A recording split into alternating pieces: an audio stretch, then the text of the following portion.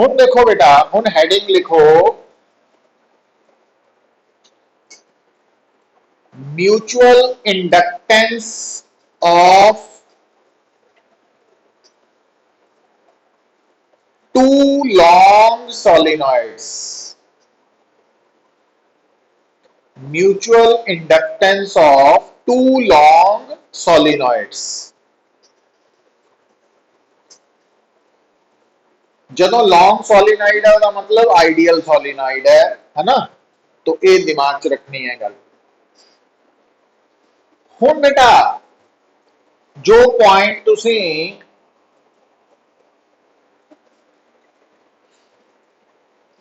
इथे याद रखना है ना, बड़ा इंपॉर्टेंट पॉइंट है, क्योंकि डेरिवेशंस तो खत्म हो गई हैं बट ये रिजल्ट बड़ा इंपॉर्टेंट है और ये कल वाले नाल ही कंसर्न है दा। थानू याद होएगा कल जदों असी हैडिंग लिखिया सी self inductance of a long solenoid.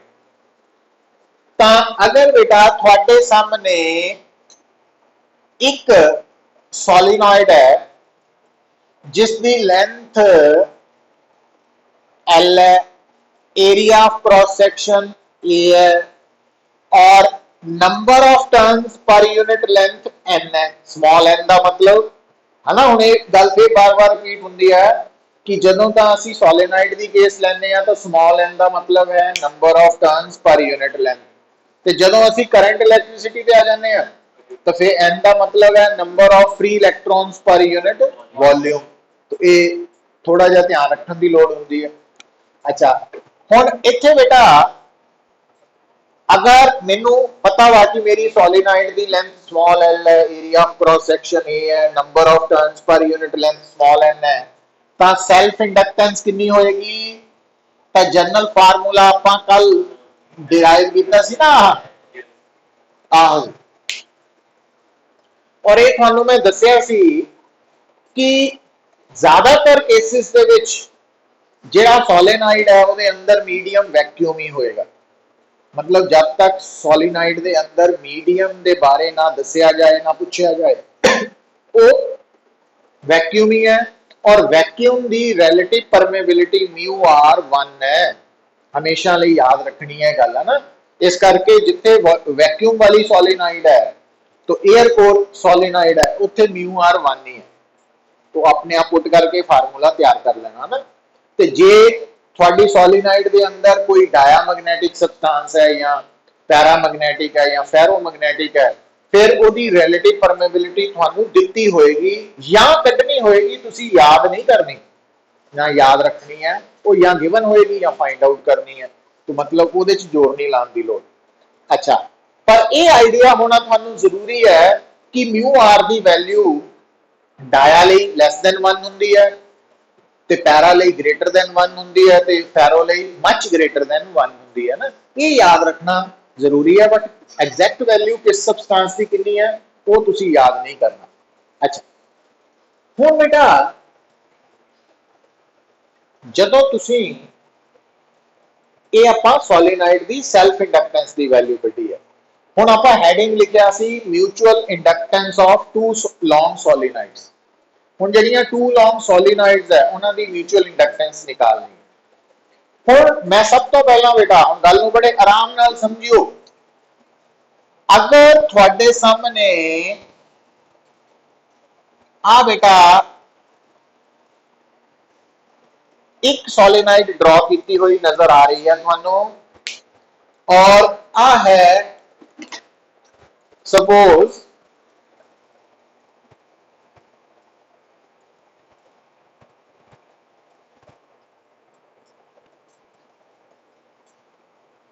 दूसरी सोलिनॉइड है ना। तो तुसी अगर इस सिचुएशन नूं समझो तो मान लो आपां आ कह दिंदे आ कि आ प्राइमरी है और आ सेकेंडरी है। किसी को भी प्राइमरी किसी को भी सेकेंडरी कहा जा सकता, उसका कोई फर्क नहीं। तो हुण तुसी की देख रहे हैं प्राइमरी सेकेंडरी दोनों की लेंथ सेम है। मतलब आ जी सिचुएशन है इत्थे दोनों की लेंथ सेम है। दोनों का एरिया ऑफ क्रॉस सैक्शन भी सेम है, पर एनपी का मतलब है number of turns per unit length in primary, ते एन एस का मतलब है number of turns per unit length in secondary. हुण अगर मैनू कोई कहे कि आ जिहड़ियां दो लॉन्ग सॉलिनॉइड्स है जिन्हां दी लेंथ बराबर है, एरिया ऑफ क्रॉस सेक्शन बराबर है, number of turns per unit length एक दी एनपी है दूजे दी एनएस है, तो म्यूचुअल इंडक्टेंस दसो एम। तो इत्थों ही निकल आनी है। तो बेसिक फार्मूला सेम रहना पुत्र, बस फर्क पता की पिया, एनपी एनएस हो जाना इतने बस, है ना। वो इतने एन स्केयर सी ना, क्योंकि इतने इको ही टर्म है, ਉਹਦੇ दो एन एन आ गए और वो सेम है, और इतने दो अलग हो गए ना, तो वो फार्मूला तैयार है। तो ये फार्मूला थोड़ी टिप ते होना चाहिए। म्यूचुअल इंडक्टेंस निकालनी है ता, पर ये आप गल नूं सुनो पुत्र, फिर गड़बड़ ना कर जाइयो। इस तो पहला आप दो न्यूमेरिकल्स कीते सी, उत्थे आपां म्यूचुअल इंडक्टेंस निकाली सी दो कॉइल्स दी, ये है दो लॉन्ग। हाँ, तो ये जिहड़ा फार्मूला हुण मैं तुहानूं याद करा रहा, ये जदों भी दो लॉन्ग सॉलिनॉइड्स आ गई ना तुहाडे सामने, वो अप्लाई होना ना, ये फार्मूला अप्लाई होना। अच्छा, हुण तो आपां ये फार्मूला याद कर लिया, ठीक है। ਹੁਣ ਇਹਦੀ ਡੈਰੀਵੇਸ਼ਨ नहीं करने की लोड़, ਡੈਰੀਵੇਸ਼ਨ ਤਾਂ ਕੱਲ ਵਾਂਗੀ ਸੀ, बट ਆਪਾਂ ਉੱਤੇ टाइम नहीं वेस्ट करना, वो ਆਪਾਂ रिजल्ट ਇੱਥੇ ऑब्टेन कर लिया ना, जिथे लोड़ होएगी ਉੱਥੇ करांगे। ਹੁਣ दोबारा गल ਨੂੰ सुनियो पुत्र, ਹੁਣ मान लो ਆਪਾਂ ਜਦੋਂ कोई भी प्रॉब्लम सॉल्व कर रहे हैं, तो वो प्रॉब्लम का कंसर्न है म्यूचुअल इंडक्शन नाल, ते दो लॉन्ग सॉलिनॉइड्स है। पर स्टेटमेंट जो मैं पढ़ता वहां, तो मैं की देखना कि एक सॉलिनॉइड, देखो बेटा, तो आ है प्राइमरी सॉलिनॉइड मान लो, और आ है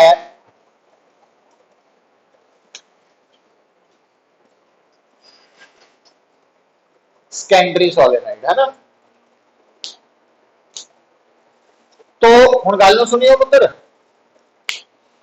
हुण इहदे च तुसीं की देखदे आ कि जिहड़ी तुहाडी प्रॉब्लम है उहदे च दो लॉन्ग सॉलिनॉइड्स है, म्यूचुअल इंडक्टेंस निकालनी है, पर दोनों की ना तो लेंथ बराबर है ना एरिया बराबर है। तो हुण की किया जाए, तो घबराने की नहीं लोड़, गल नूं सुन लो पुत्र, जदों भी तुसीं किसी भी प्रॉब्लम किसी भी न्यूमेरिकल च म्यूचुअल इंडक्टेंस निकालनी है फॉर टू लॉन्ग सॉलिनॉइड्स, तो तुसीं यही फार्मूला यूज करना, ये फार्मूला यूज करना। पर हुण तुहानूं कंफ्यूजन हो गई भी जे यूज करना, तो इत्थे तो समझ आ रही है मैनूं गल कि दोनों की लेंथ सेम है, एरिया सेम है, तो ठीक है। पर इत्थे तो लेंथ भी नहीं सेम, तो लेंथ एल का की मतलब है ना, वो नोट करना बेटा।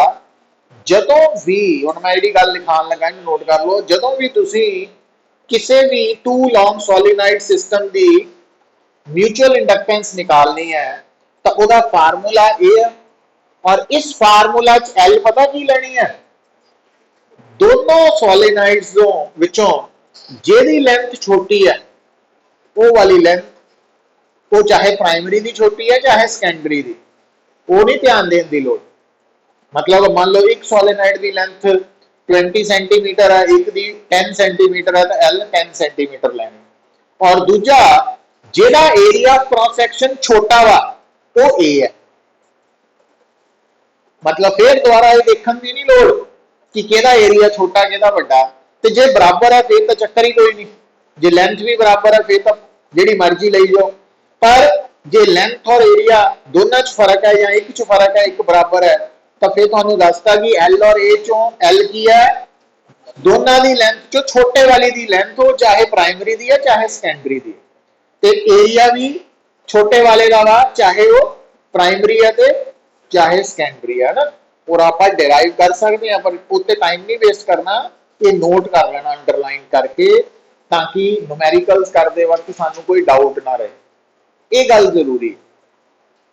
तो अज तो बाद जदों भी कोई भी प्रॉब्लम जेदा concern mutual inductance of two long solenoids नाल है, वो कैलकुलेट करने का फार्मूला थोड़े सामने आ गया।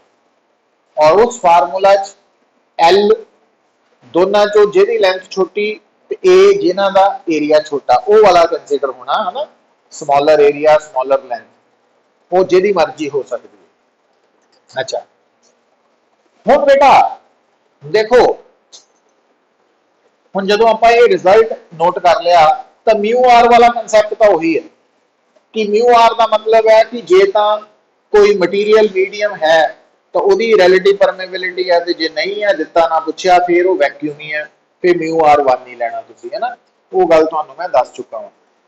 तो हुण ये तो सी म्यूचुअल इंडक्टेंस के बारे है ना, पर ये रिजल्ट सिर्फ सोलेनाइड्स लई है, बार बार कह रहे हैं लॉन्ग सोलेनाइड्स लई, मतलब ये रिजल्ट्स दो कॉइल्स के लिए एप्लीकेबल नहीं है। मतलब जिहड़े पिछले दो न्यूमेरिकल कीते सी ना सॉल्व असीं, उत्थे नहीं ये अप्लाई होना है ना, उत्थे अप्लाई करते रहिए, ये ध्यान च रख लियो गल। हुण बेटा तो हुण अगला पॉइंट जिहड़ा मैं तुहानू दस्सण लगा, देखो तो नेक्स्ट जिहड़ा म्यूचुअल इंडक्शन दे नाल टर्म रिलेटेड है, जिहदे बारे तुहानू पता होना चाहिए, वो है बेटा कोफिशिएंट ऑफ कपलिंग। हुण जो कोफिशिएंट ऑफ कपलिंग है,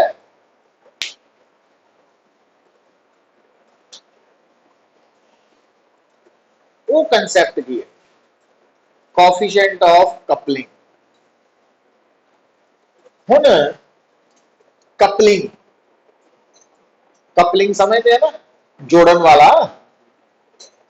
तो एक्चुअली बेटा जदों तुसी म्यूचुअल इंडक्शन कंसैप्ट की गल करते हैं, फिनोमिना की गल करते हैं, तो थानू पता लग चुका कि म्यूचुअल इंडक्शन जिहड़ा फिनोमिना है वो दो कॉइल्स दे नाल रिलेटेड फिनोमिना है ना। तो दो कॉइल्स दे विच कपलिंग का कंसैप्ट, हुण कपलिंग एक तो होंदी है फिजिकल, फिजिकल कपलिंग मीनस कि मैं इस चेयर के कितना नेड़े खड़ा, तो एक फिजिकल कपलिंग है ना, जे मैं दूर खड़ा था कपलिंग घट है, नेड़े खड़ा ज्यादा वा, है ना।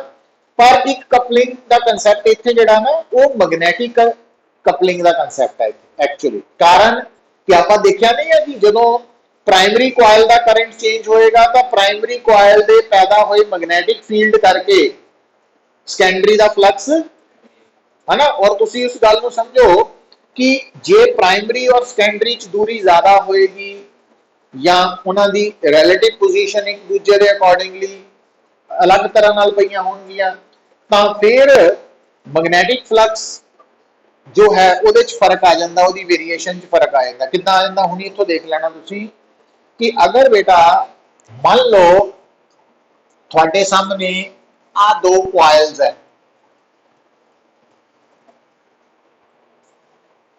आ दो कॉइल्स है ना,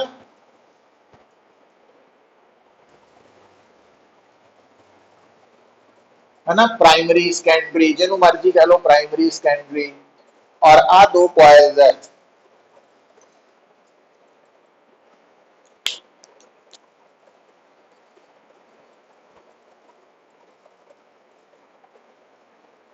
है ना, प्राइमरी सेकेंडरी। हुण बेटा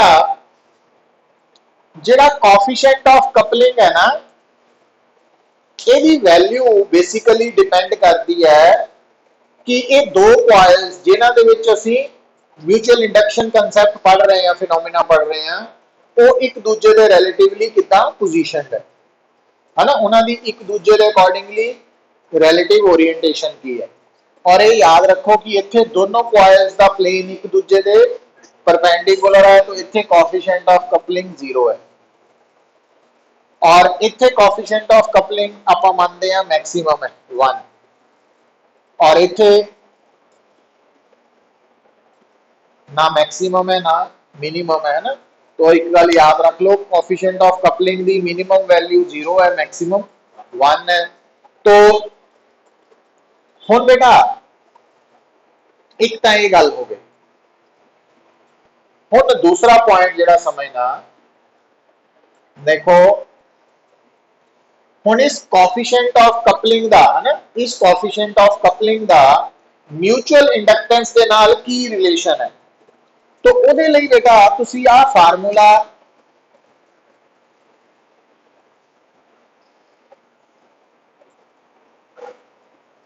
याद रखना। आ फार्मूला लिख लो, इनू डिराइव नहीं करना, ना ही लोड है ना ही सिलेबस है, बट ये रिजल्ट याद रख लेना। इस फार्मूला च एम की है पुत्र, दो कॉइल्स दे विच या दो सोलेनॉइड्स दे विच म्यूचुअल इंडक्टेंस की वैल्यू। और L1 पता की है, L1 है हाँ दो कॉइल्स दे विचों पहली कॉइल दी सेल्फ इंडक्टेंस की वैल्यू, और L2 है दूजी कॉइल दी सेल्फ इंडक्टेंस की वैल्यू, और K की है कोफिशिएंट ऑफ कपलिंग की वैल्यू। हुण गल नूं सुनो, लिसन, देखो हुण अगर बेटा आ फार्मूला देखो तो तुसी साफ महसूस करना कि दो कॉइल्स अगर एक दूजे के नजदीक रखियां वा है ना, पर पर उन्हां दो कॉइल्स दे विच पहली कॉइल दी सेल्फ इंडक्टेंस 0 है, तो फिर एम भी 0 हो जाएगा। अगर दो कॉइल्स एक दूजे के नजदीक रखियां वा तो दूजी कॉइल दी सेल्फ इंडक्टेंस 0 है, तावी एम 0 हो जाएगा। ਇਹਦਾ मतलब ਤੁਸੀਂ ਕੀ ਸਮਝੇ ਪੁੱਤਰ कि अगर ਤੁਸੀਂ ਚਾਹੁੰਦੇ ਆ कि दो कॉइल्स ਦੇ ਵਿੱਚ म्यूचुअल इंडक्टेंस होए ਤਾਂ दोनों कॉइल्स ਦੀ सेल्फ इंडक्टेंस होनी जरूरी है, डेफिनेट है। L1 L2 ਦਾ नॉन जीरो होना जरूरी है, पहला कंडीशन आ गई है ना। ਤੇ दूजी कंडीशन ये है कि दो कॉइल्स ਦੇ ਵਿੱਚ अगर सेल्फ इंडक्टेंस तो है L1 L2 है, पर दोनों कॉइल्स अगर एक दूजे के अकॉर्डिंगली इदा पईयां तो K की है, तो तावी M 0 हो जाएगा। ਇਹਦਾ मतलब दो कॉइल्स ਦੇ ਵਿੱਚ म्यूचुअल इंडक्टेंस होने ਦੇ ਲਈ ਜ਼ਰੂਰੀ ਕੀ ਹੈ, ਇੱਕ ਤਾਂ ਦੋਨਾਂ ਦੀ सेल्फ इंडक्टेंस ਹੋਵੇ ਤੇ ਦੂਜਾ ਦੋਨਾਂ ਦੀ relative orientation with respect to each other इदा होए कि उन्होंने कोफिशिएंट ऑफ कपलिंग 0 ना हो। और कोफिशिएंट ऑफ कपलिंग 0 किस ओरिएंटेशन च होना, जदों एक दूजे दे परपेंडिकुलर है ना। वो गल किदां समझ आ जाती है, देखो ना बड़ा ईजी काम है। इधर देखो पुत्र मिनट च समझ आए ना कि हुण जदों इहदे च करंट फ्लो करना तो ये करंट करके जिहड़ा मैग्नेटिक फील्ड होना वो इस डायरेक्शन च होना। हुण ये मैग्नेटिक फील्ड इहदे एरिया दे परपेंडिकुलर है, तो फ्लक्स 0, बी ए कॉस 90 0, और बी ए कॉस 90 0 का मतलब भी इहदे नाल फ्लक्स ने 0 ही रहना है ना, चाहे करंट घट है चाहे वध है चाहे 0 है चाहे नॉन जीरो है। तो इसका मतलब म्यूचुअल इंडक्टेंस नहीं होनी। क्यों नहीं होनी, क्योंकि ये फ्लक्स ने तो 0 ही रहना, कॉन्स्टेंट ही रहना, इंड्यूस्ड ईएमएफ पैदा ही नहीं हो सकता। तो इस तरीके नाल भी इस गल का एनालिसिस कर सकते हैं। तो हुण दो कॉइल्स दे विच म्यूचुअल इंडक्टेंस होने दे लई दो कंडीशंस किहड़ियां फुलफिल होनियां चाहिदियां। एक तो दोनों कॉइल्स दी सेल्फ इंडक्टेंस का होना जरूरी है, दूजा दोनों कॉइल्स जिहड़ियां वा उन्हां दी relative orientation with respect to each other इदा होए कि coefficient of coupling non zero हो, है ना। तो अगर दो कॉइल्स दे विच कोफिशिएंट ऑफ कपलिंग 0 है तो फिर M भी 0 है। ते जे दो कॉइल्स दे विचों एक दी भी सेल्फ इंडक्टेंस 0 है तां भी M 0 है। तो ये आपां इथों देख के दस रहे हैं, आ रिलेशन दिमाग च रहना चाहिए।